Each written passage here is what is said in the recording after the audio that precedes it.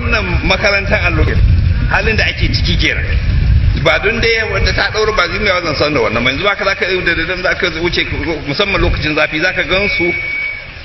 ainihin ga su ga kwatami na wucewa ga su kuma a gefe guda suna karatu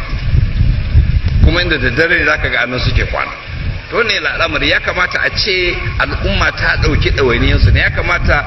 ɗalibin makaranta allo ya zama dan gata ne ya zama ya fi kowa gatanci domin wannan al'amari da kuke gani ba haka ake karatu da ba ainihin salon karatun ya lalace ne saboda al'umma ta ce ba ruwanta da karatu amma in ada ne don nema daga gidan mahaddata na fito mana mahaifina mahaddashi ne kakana mahaddashi ne uban kakana mahaddashi ne kuma duk malaman allo ne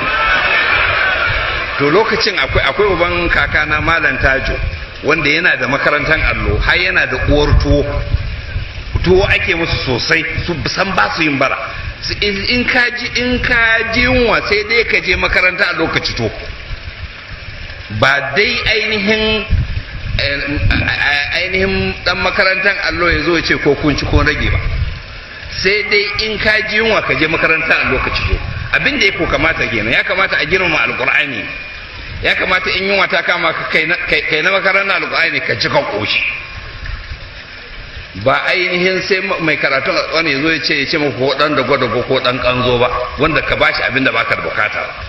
to wannan al'umma ya kamata su dauki dawainiyar makarantun nan yanzu yadda muke zancen nan da nake akwai wurare da daman gaske da ake itimami da alqur'ani ake karatu kuma irin wannan namu amma ba irin yadda muke ba al misali Sudan da Yaman da ma sassa a Sudan suna da wa'ansu wurare da suke ci musu kalwa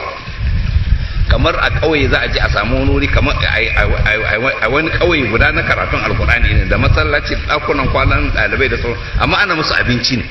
a ba su abinci ana musu riga ne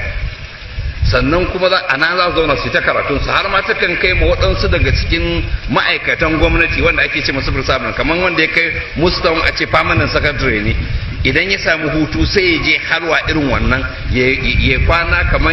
28 yana karatu a wurin ya ɗebi abin da ya ɗebo ya dawo gida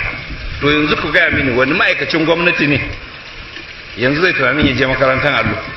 in ya samu hutu ina tambaya